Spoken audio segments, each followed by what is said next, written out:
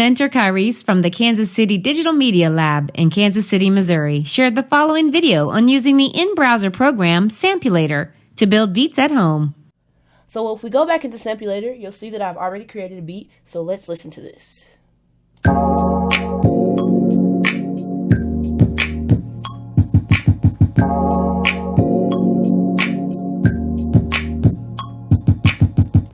So just a simple 4-bar loop.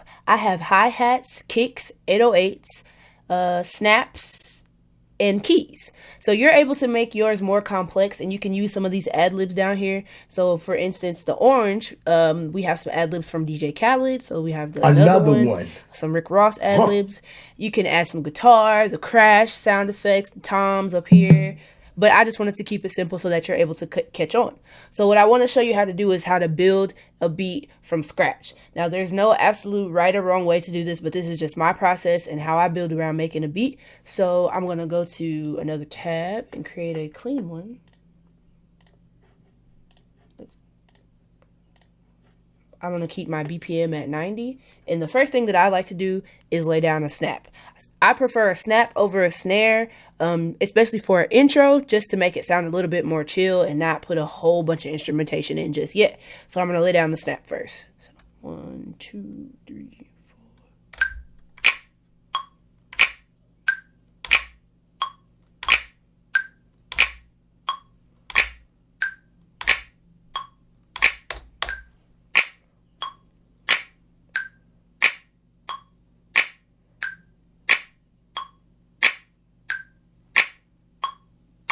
So I just laid down the snap and played it back so that you can hear it. So the next thing I'm going to do is add some keys. So we're going to go through keys 1 through 5. So 1, 2, 3, 4, 5. So I think I'm just going to go, or what I was doing in the other beat rather, I just went 4, 1, and then 1. So let's lay that down. So 1, 2, 3, and...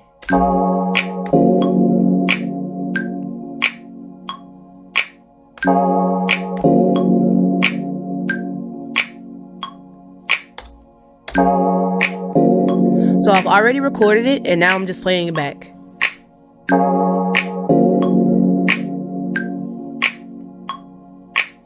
So the next thing I like to do is add kind of the bass. So you can either add just a regular kick or an 808, which is also the bass, but it's in key, so it's in a melody form. So I'm gonna go and just layer that over the top of my keys. So let's record that. 1, 2, 3, and...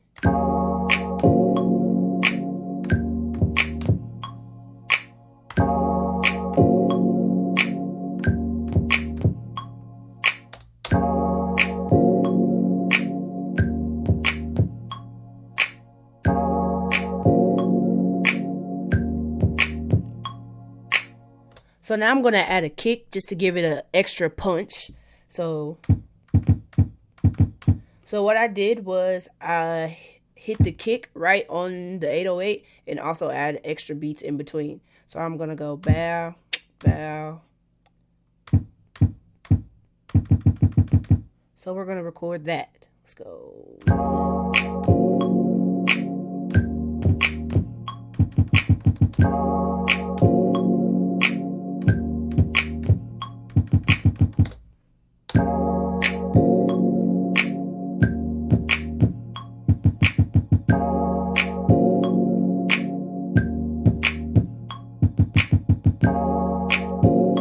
So now we've added the kick, we've got snares, we've got an 808. So what I want to do is add the hi-hat to just bring it all together. So I'm just going to add that. Just like that. So let's record that. 1, 2, 3, and...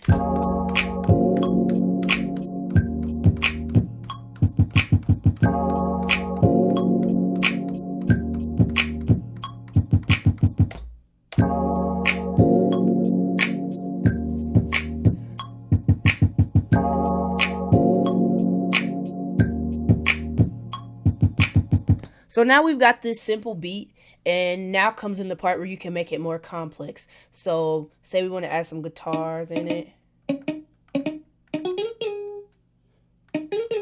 You can add any of that, or you just want some like ad libs going through. Yeah.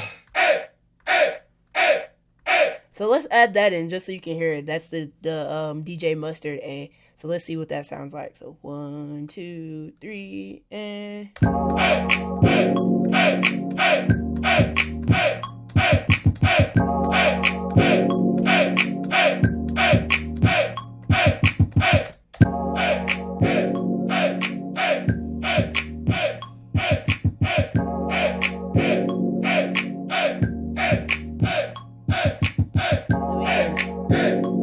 Also mute that, and let's say we want to add something else.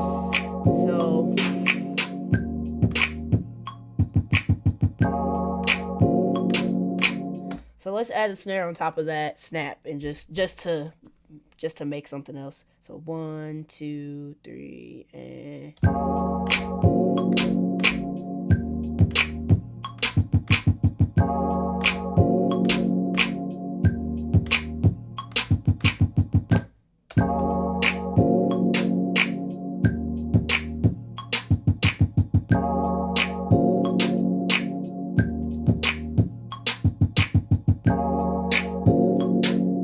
Down here and unmute that A and put it back in. So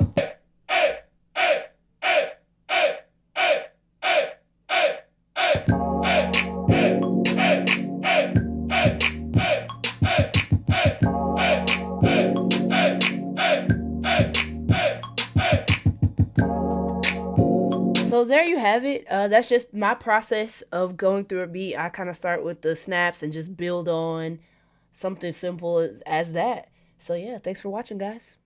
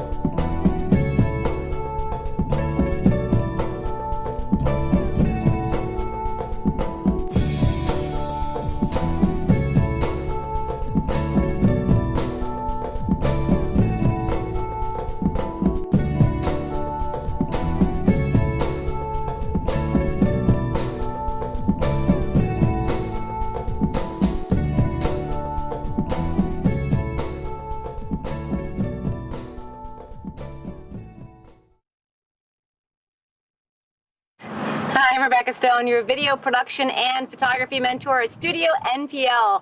And we are out here enjoying this gorgeous sunny day because I wanted to take the chance to do a workshop on filters. Filters are a great thing to have in your kit for your photography, for your video production.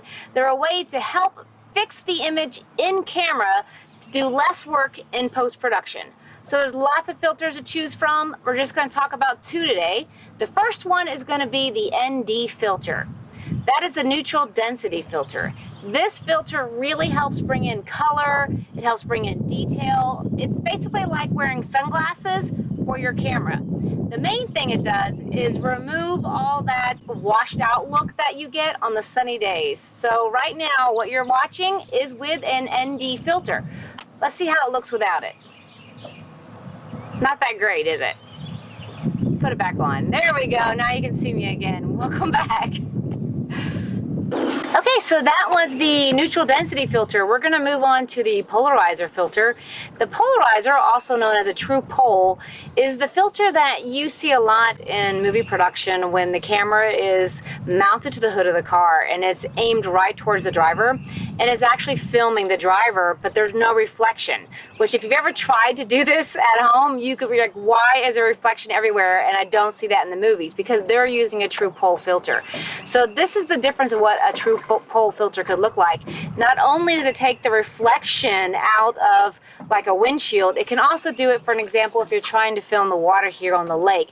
It'll take the reflection out of the water and you can see the water for what it is.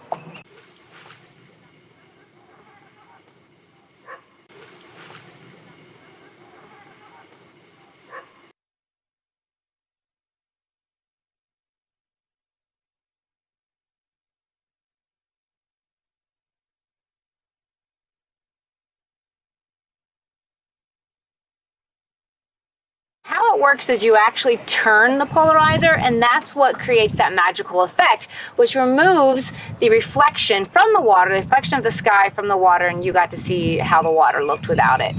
Again, that polarizer actually needs to be rotated to create that magical effect, which is pretty cool, and you get to see how it works. Now, filters unfortunately can be pretty expensive. You can, of course, go online and see what you could find. A trick you could try at home, though, if you don't have access to them, is just to grab your sunglasses, put them in front of your iPhone, put them in front of your camera, see what effect you can get by trying that little experiment.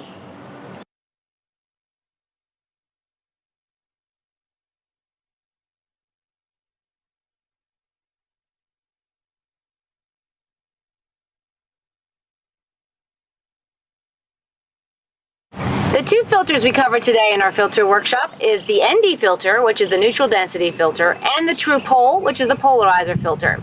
I'm glad you had the opportunity to see how they'd work. Remember, if you want to test them at home, your sunglasses is a great way to start. We'll do some more filter workshops in the future. I hope you'll join us here at Studio NPL. Hey guys, your Studio NPL music mentor Rhett. I'm social distancing from you today because I have a table right here with a guitar on it. And I'm going to show you how to restring and clean an electric guitar. I've done a little bit of work already. It's really a quick process, but the video just doesn't need to be that long. So what I did was take the strings off and condition the fretboard. And that's just, I put some lemon oil on it. There's all kinds of fretboard conditioner. Just know that if it's rosewood fretboard, then condition it. But if it's maple, like the same wood as the neck, don't condition that. You can rub that with a cloth or whatever if you want. Don't put anything on that. And if it's ebony fretboard, don't put anything on that either. I made that mistake. So what we're going to do is put on like 2 strings. Again, the video is not going to be that long. And that's about it. I've got a stringing tool. This one actually winds and clips. But if you want to see what your normal like string winder looks like, that's for taking them off and putting them on, because you don't just clip strings at full tension. You wind them down, loosen them up, clip them, bring them out the back here on this particular guitar. These are all things that you just kind of figure out because it's really simple. It's taking strings off. It's putting them on. That's the challenge. So I'm going to show you how to do that real quick. One more thing about cleaning, like if you're wiping down an electric guitar with some polish, which is fine, just don't spray directly on the electronics, like the pickups, or the pickup selector down here. Anything electronic that has wiring under it, don't spray directly on that. Spray on the cloth and wipe over it. You might be saying, but Rhett, I don't have an electric guitar, I don't even play guitar. This is all, it's Nashville. You could find a job guitar teching for someone way quicker than you think. So if you have that opportunity and you know how to string and clean a guitar, you should take it, because you can travel and get paid to do all that. Okay. So again, like 1 or 2 strings. I'll probably, depending on how long this goes, I may just do 1, because you only know how to do it 1 time. Especially with this guitar in particular, all the positions are uniform, so it's going to be the same thing every time. But if you have most acoustic guitars or like a Gibson guitar, you're going to have half of the string trees or the string holes on the other side, which kind of flips your process. So like on this side you're winding away, if they're on that side you're winding to yourself. But again, these are things you just kind of figure out. We don't want this to be too long. Now I won't show you what this guitar really looks like too much wiped down because it doesn't matter. It's made to look kind of funky. So I'm feeding the string in through the back of the bridge down here. I'm going to make sure that you can see where we're going to, which is right here. So one thing I like to do is use pretty much as little string as I need. You know, like if I put this in here like this, which is how it goes straight down on these particular tuners. Most are a circle like this. You just go right through, wrap it around the string itself, like kink it, and then start winding while you're holding tension, kind of like this. But these make it easy. You stick it down and kink it around the side. I don't know if you can see their forks. You stick it down in it, bring it around like this. I'm not going to kink it just yet because I don't want that that much string. If you start winding, you have a ton of string bundled around here. You don't want that. I think it might make your, I don't know, I think it might change characteristics about your tone a little bit. Maybe making it a little fatter, I don't know. But I want as little string as possible as a guitar tech, if I'm stringing this, to stay in tune and stay strong. So what I'll do is pull it out at tension, make sure all the slack is out of the bridge, it's out here. I'll go past my destination, which with the first string is going to be the first hole. I'll go past that by almost to this one. And then I'll quit. And this is scary because if you do too short, you've just wasted a string. So I tend to do a little too long. This one's, I mean, just right. And that's how much we got. So I'm going to go straight to the back. You'll feel the wall. Then, boom. So what I did was go away from y'all, down between the fork, and kink it around the underside, like towards me. So now it's kind of sitting like that. I've got my finger holding the pressure. Now I'm going to take this windy tool. I'm going to wind away from me, like the opposite of reeling a fish in at the moment. Just keep the pressure down here. There's nothing really to hold it until you get a few wraps. Counter's a little bit in the way. Here we go. So then as it starts to take tension, it'll rest right here in this nut. You can get files. Sometimes you have issues with the string slipping from this. You can file them to fit like the right gauge string. Like the strings I put on are 11 gauge. It doesn't really matter if, it doesn't even matter to know that. Like if you want to see, this is how these in particular, the Ernie balls, come packaged. I'm not sponsored by Ernie Ball. These are all separated. It makes it really easy. That's the gauge. So that's very large. I put the largest on, it counts down. Smaller, smaller, smaller, tiny, 11. They go by the smallest string to identify what gauge strings you're playing. Now this is a lot of information that you didn't ask for, but so now this is horribly out of tune, but it's on there. So then what you'll do is just start finding that E. I like to do it without a tuner because you can always tune when you're done. So I really like to do it without a tuner. It just kind of gets in the way, and it helps train your ear. So I can think,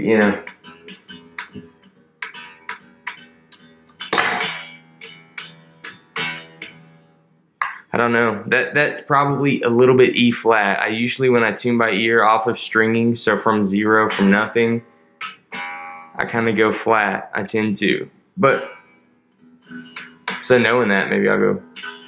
But yeah, that's how you do it. You do that 5 more times, you have a freshly strung guitar. Don't forget that I put string conditioner or fretboard conditioner on this fretboard before we started the video. I just let it soak in. I don't have any editing software, so I wasn't going to sit here while it soaks in. It takes about 5 minutes. But I'll also have a video coming soon of a looping demonstration with this guitar. So stay healthy, stay safe, and string some guitar.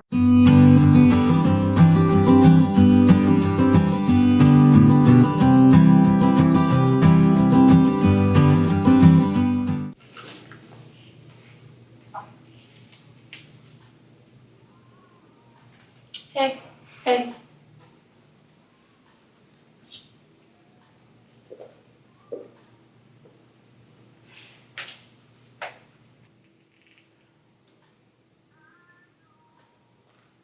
What are you doing? looking for a book. Cannot find it. Okay, have fun.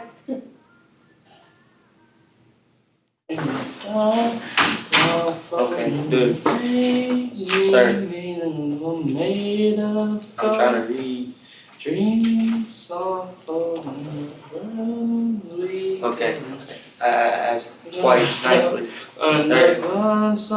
Hello?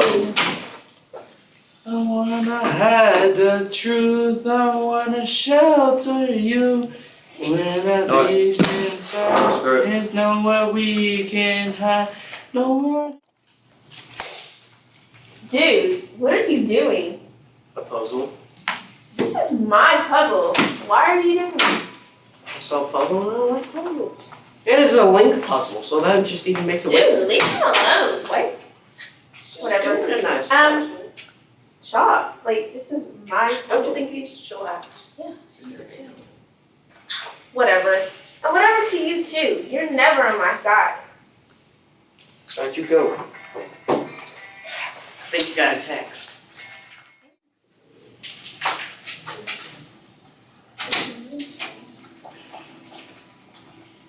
Hey, did you find that book that I was like asking you for? Yeah, actually I just found it. Oh, thanks.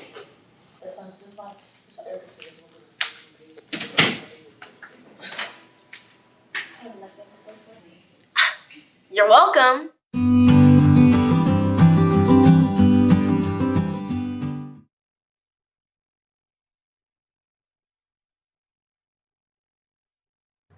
Hi, I'm Miss Magda, and I'm the teen librarian at the Bordeaux Library. And today, you are going to be a poet. Oh, I don't know how to rhyme, you say. Or, I don't know how many lines go in a sonnet. Or, I'm not Emily Dickinson. It doesn't matter, because today, you are a poet, and you are going to write a haiku. Yeah, haiku. You know, the Japanese art form that was born in the 13th century. It's based on simplicity. All it is 3 lines, 17 syllables. As a reminder, a syllable is a part of a word. So the word haiku is actually 2 syllables, hai and ku. So a haiku poem consists of 17 syllables spread across 3 lines to the count of 5, 7, and 5. I told you it's based on simplicity. Haikus can usually be read in one breath, and they contain vibrant and colorful imagery. So you can do this, okay? Often haikus are written about nature, but to be honest, they can be written about anything. In fact, I wrote one for you. Well, for this example. Let me see. Green grass grows quickly. Sweat drips in eyes. Hot. Mows lawn forever. You get my point? I did write one about you, actually. Here it is. Lonely at home. Sad. Netflix. Roblox. YouTube. Blah. Miss friends? FaceTime good. So, it was great to see your face. And go write a haiku. Share it in our comments below. Or you could send it to us. Email us at Studio NPL Nashville at gmail.com. Okay? And also, writing poetry counts for Summer Reading Challenge points. So go write some poems. I'm Miss Magda from the Bordeaux Branch Library, and I'll see you next time.